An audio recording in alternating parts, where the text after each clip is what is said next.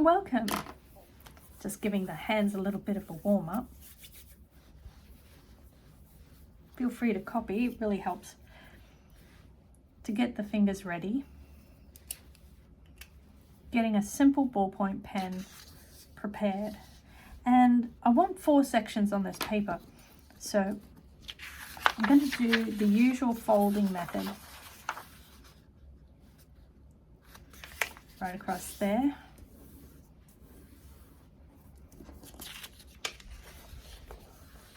Now I can fold it again, and yeah, I will, but I want to show you this. This is a method to use the page as a ruler. So I've got my ballpoint pen ready, and I've got my other piece, well, the folded piece of paper up at a 90-degree bend. Hopefully I can really get this in. See what I'm doing? I'm holding the paper down with my writing hand, keeping it in place, and I'm holding this part up, and it changes it into a ruler. And that way I can get a very good straight line.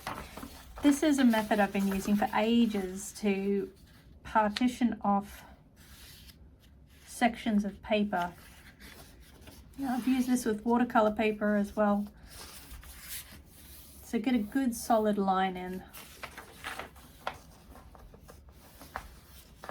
Want this to be visible.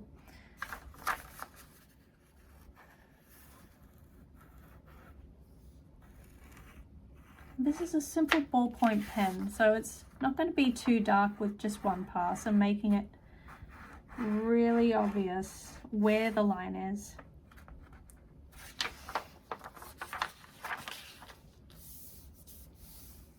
Because we're going to have 4 different brush exercises. I think it's quite important, and possibly drawing exercises too, so we'll see.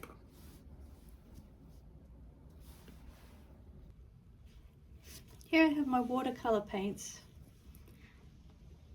and my waters, so just 2 containers of water will do. And I'm going to activate my watercolor paints. Right, just here we've got the watercolors just in front and center, so I can go over this again. This might seem really basic. Sometimes when you're warming up and just getting into your painting for the day, you need to be really obvious about how you go about things. And so just like we're starting all over again, or the first time in a long time maybe, we're going to activate our colors. And I've already got dry color in here, and I quite like these colors, so I'm going to activate these as well. And if you've got a spray bottle of water around, you can spray the situation and let these marinate for a little bit. Let them get soft. You might see that I've got the water over here. Now you might just want 1 jar of water. That's okay. But what I find is if I've got 2 jars of water, then I can rinse off my brush in one and then make sure it's super clean in the other. And if I need clean water to refresh a palette or to set up another mixing well here with a lot of paint, and you do need more paint than you realize, especially for big areas like skies. If I need that, then I need to draw from clean water. And so it's nice to have 2 on the go. You'll find that you don't break your workflow as much too. And you don't have to get up and change the water or suffer through contaminating your paint and picture because you couldn't be bothered getting up.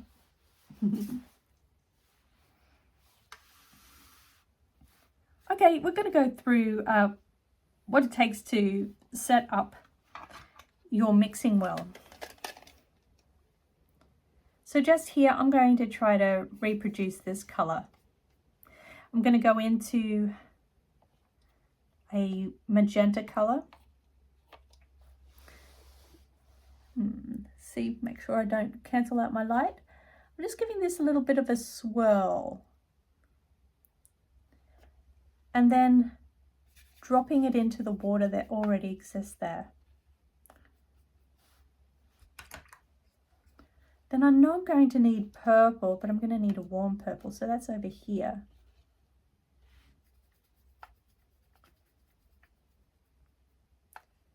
Still a bit dark. I'm going to add in that pink that has a little bit of white in it.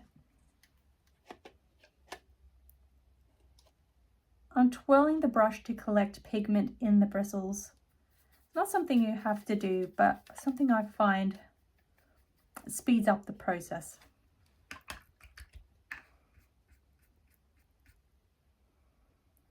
Yeah, I can't quite remember what color it was. I think it was more of a magenta.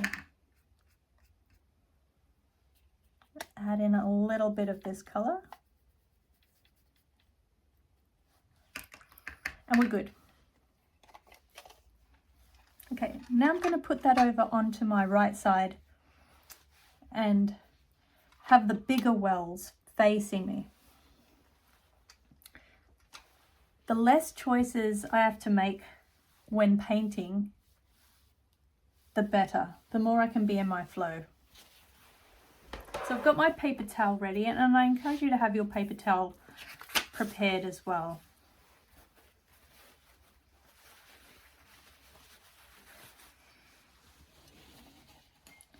You might have wipes available, all sorts of things. I've even got tissues here and my whole paintbrush setup. But for now, I'm using the water brush pen that comes in the kit of watercolors that I have. And it's a very simple pen. I find with these pens, brush pens I should say, they open, once you're opening it, see this funny little ridgy area here. You hold on to that and you open in the opposite direction to what you think. So right now I'm turning it to the right for this particular brush pen. Now usually it's righty-tighty, loosey-goosey, right? But this time, it's right to unlock and left to tighten. So we've got that happening there. And I'm going over to get my pipette, my dropper, and I'm collecting water from the clean water well. So here we go. Put it directly down, push the end of the dropper, and then you're drawing up the maximum water you can in there. Then you're putting the dropper into the brush pen, and you'll be glad you fill it up completely, at least to its maximum line, which is right there, right before the thread starts. I'm sure you can fill it up a little bit more than that, but that's basically it. And then we're putting it back on, get the threads to line up, and that's right, I'm turning in the opposite direction and it's tight. All right. So squeezing the pen will get the water to squeeze out of the tip. And because the tip still had a little bit of paint in it, you can see that puddling in the hand. So squeezing the pen can let more water run through. And this is often called a travel brush pen because you can get the palette ready, your traveling watercolor palette ready, with just the brush itself, dropping water from the brush into the palette. So it's quite a handy little thing, and it's very useful when painting. And we're going to try some of these techniques today. So I encourage you to have some mixing wells done up with paint that you already like. If you haven't done that, go ahead and do that. Get this done up in a blue. If you're re-wetting a palette, you might not be, but if you are, then getting more of those pigments in that you really like.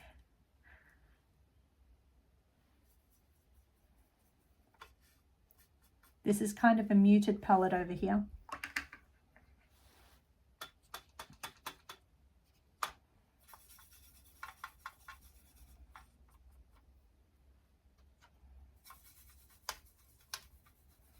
So I've got to re-wet it.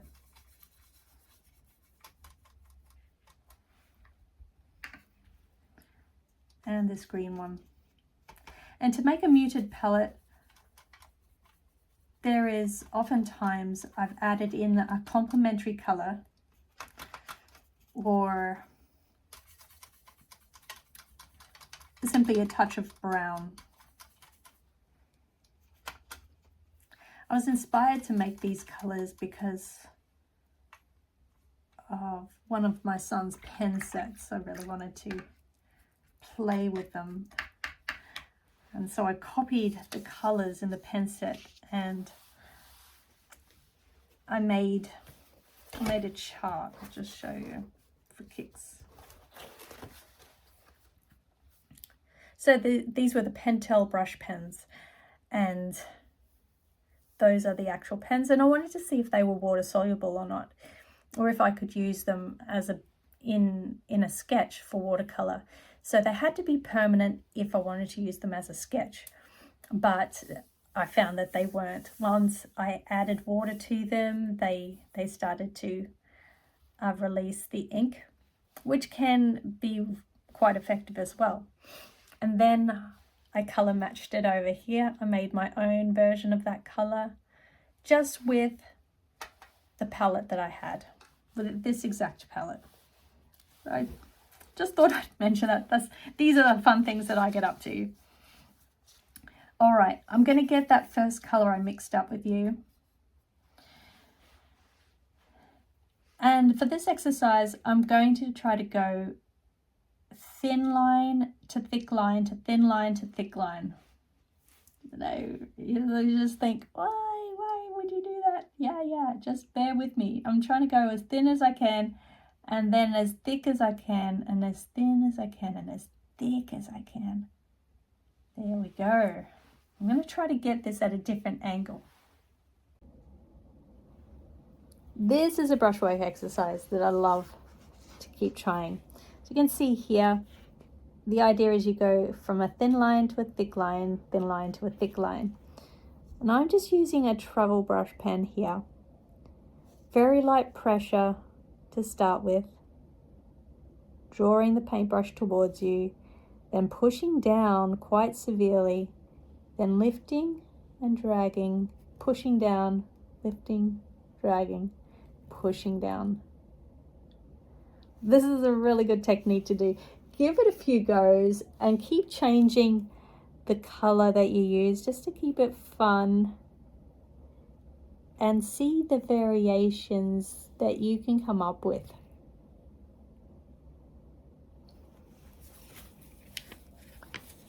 Yeah, and what I like about these pens is that you can squeeze more water out by squeezing the barrel of the brush.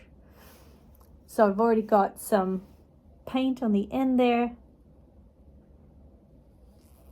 and I can squeeze the brush and get more water to come out. And this can help in different situations. This paper here is just printer paper. It's for the brush technique, so it's not going to absorb water like watercolor paper would do. So don't freak out about that, it's okay. I'm going to go for green and brown situation here. Now I'm going to try to get my lines a bit fatter. So I'm going to really spread out the bristles, pushing down perpendicular to the page, then lifting, dragging, and then pushing down, giving the brush a little wiggle, lifting up. Might have room for one more. Wiggle, wiggle, wiggle. Pushing some water out because I think I've run out. And then lifting again. And that's that one. So why not give it a try? Okay, this is the next exercise.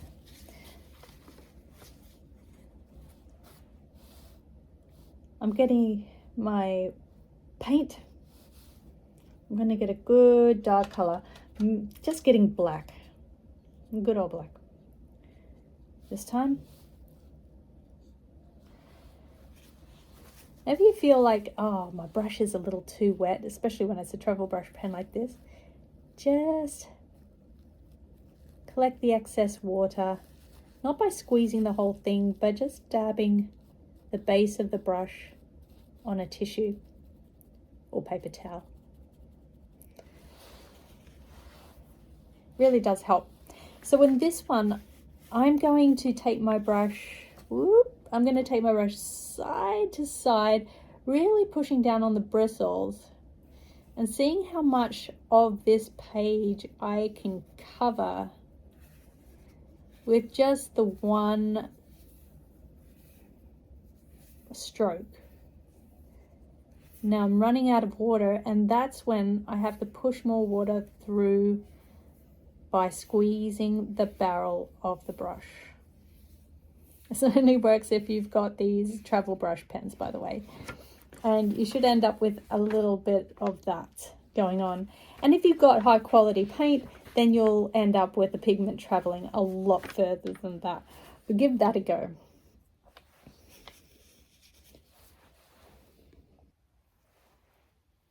Okay, and in this next one, we're going to try for lines that are repetitive. So they can go anywhere you wish. And you can add in different colors as you go. Go from different directions.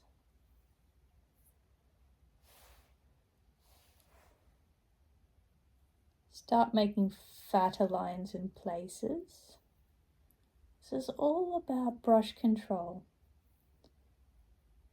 And an added benefit of this is calming the mind.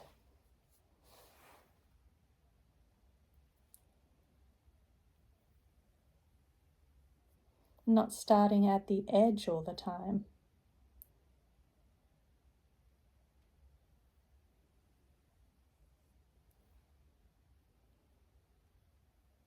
You can use this as a brush-based version of a Zentangle. Whatever patterns you do on Zentangles, repetitive patterns, motifs, repeated motifs are really good.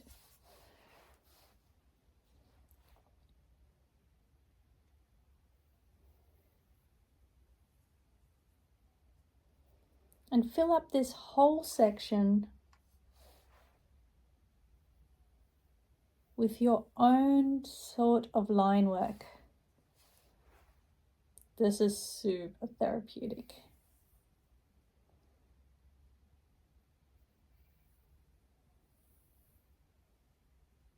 Some lines I'm making thicker, some thinner.